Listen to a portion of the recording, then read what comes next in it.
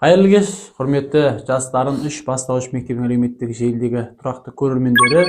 Мінекей, бүгін бізде қонақта мектебіміздің тәрбиесі жөніндегі орынбасары Жұмабаев Мұрат ағайымыз. Ағай, қош келдіңіз бүгінгі біздің студиямызға. Жалпы студияға деген пікіріңіз, ой пікіріңіз қандай? Керемет, рахмет. Мына студия деген өте керемет дүние. Қазіргі өмірдің ағымына сай, бақытына сай, әлеуметтік желілерде мектеп жаңалықтарын, мектеп ақпараттарын толыққанды шығару үшін студияның жұмысы алғашқы қатардағы жұмыстар деп айтуымызға болады. Рахмет, сөзіңізге желеу болсын. Бүгін біздің жалпы мектебімізде жүріп жатқан осы жобаның алғашқы қонағы өзіңіз. Рахмет. Келгеніңізге шын жүректен қуаныштымыз. Енді сіз бала тәрбиесінде үлкен үлес қосып келе жатқан мектебіміздің екінші басшыларының бірісіз. Дегенмен бірер сұрақ қойсақ деген ниеттеміз. Мынау бала тәрбиесіндегі маңызды дүниелерді атап өте аласыз ба? Керемет, өте орынды сұрақ. Баланың тәрбиесі деген қоғамдағы ең маңызды мәселелердің бірі болып саналады. Жалпы баланың тәрбиесі, ең алғашқы баланың тәрбиесі бұл отбасындағы тәрбие. Отбасында көрген тәртіпті, тәрбиені, тәлімді сол бала міндетті түрде мектепке алып келеді. Мектепте ұстаздың алдында ұстаз білім мен мәдениетті тәрбиені ұштастыра отыра, оқушының, баланың арғы қарап дамуына үлес қосады. Өте керемет, рахмет. Енді бала тәрбиесі күнделікті жасап жүрген іс-әрекеттерінен де пайда болатын барлығымыз білеміз, осы бала тәрбиесіне байланысты қазір мектебімізде нақты қандай үйірмелер жұмыс жасап жатыр? Қандай үйірмелер бала тәрбиесіне өз үлесін қоса алады бізде? Жалпы бала тәрбиесіндегі процесті жүргізу үшін міндетті түрде мына мектебімізде неше түрлі үйірмелер қолға қойылған. Дені саудың тәні сау демекші, алғашқы мынау балдарға физикалық жаттығу ретінде міндетті түрде футбол үйірмесі бізде жұмыс жасайды. Сонымен қатар таеквондо үйірмесі жұмыс жасайды.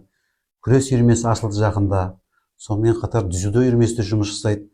Тағы бір айтатын мәселелердің баланың ары қарап ой түкпірінің, миының дамуына арналған шахмат үйірмесі жұмыс жасап, өте үлес қосуда. Өте керемет, жақсы, рахмет.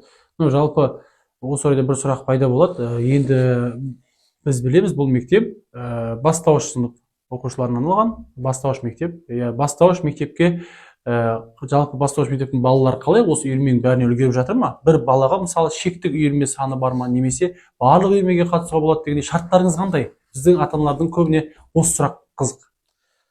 Өте дұрыс сұрақ. Үйірме міндетті түрде келісімді түрде жүргізіледі. Яғни оқушының сабақты өтілуі, оқушының сабақтан бос уақыты, мұғалімнің оқушыға беретін дәрістің анықталуына байланысты, және осы мектеп әкімшілігінің басшылардың келісіміне сәйкес міндетті түрде оқушы мен үйірменің және сабақтың арасында түзілген кестеміз бар. Сол кестеге сай оқушы өзінің бағдары бойынша таеквондо үйірмесіне, шахмат үйірмесіне, күрес үйірмесіне, сонымен қатар басқа да би үйірмесіне қосымша толық қатысуына мүмкіндігі бар. Шекті үйірме саны бар ма, осы орайда айта кетсеңіз? Мысалы, бір баланың қатысуы керек шекті үйірме саны. Бір бала мысалы көп деген үйірмеге қызығушылық білдіруі мүмкін, екі немесе үш үйірмеге қатысуына болады деген секілді дүние бар ма деп отырмын ғой. Жалпы баланың өте дұрыс сұрақ. Жалпы баланың үйірмесіне қатысу жайлы айтатын болсақ, бір бала екі үйірмеге қатысуға мүмкіншілігі бар. Неге? Себебі бір баланы бір күнде бірнеше үйірмеге жүктеп қоюға болмайды. Физикалық тұрғыда бала оны үлгере алмауы мүмкін. Сондықтан бір күні таеквондо үйірмесін таңдаса, сол күні шахмат үйірмесіне бару мүмкін. Немесе түсініңіз ғой, енді қайта-қайта бір баланың мойнына бір үйірмеден шығып, екінші үйірмеге кірсе, одан шығып, үшінші үйірмеге кірсе, физикалық тұрғыда бала үлгере алмауы мүмкін. Сондықтан арнайы шектеулер қойылып, өз кестесімен, өз графигімен қойылып, бөлініп қойылған. Өте жақсы. Рахмет, Мұрат ағай, беріп жатқан жауаптарыңыз дәл тұспа-тұс келіп жатыр өзінің сұрағымен. Енді келесі сұрағымыз, мектептің алдына қойған мақсаттары қандай жалпы? Соған бір тоқталып кетсеңіз. Өте орынды сұрақ деп айтуымызға болады. Жалпы мектептің алға мақсаты өте ауқымды, кең деп айтуымызға болады. Жалпы бәсекелі қазіргі заманға сай бәсекелі ұрпақ тәрбиелеу. Білімді де, білікті, келешек ұрпақтың кірпішін қалау осы мектептен басталады деп ойлаймын.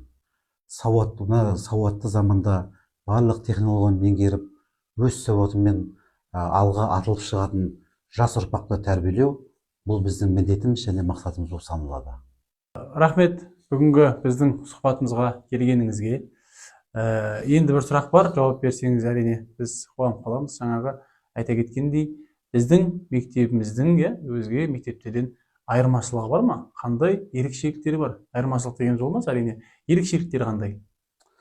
Рахмет, өте сұрағыңыз орында. Біздің мектептің ерекшеліктерін айтатын болсақ, жалпы біздің мектеп қазіргі заманауи үлгіге сай деп айтуымызға болады. Барлық сыныптар интерактивті тақтамен қамтылған, барлық оқушылардың оқу процесі қазіргі заман талабына сай өтуде. Сонымен қатар мектебімізде түрлі үйірмелердің жұмыс жасауда біздің мектебіміздің ерекшелік деп тануға болады.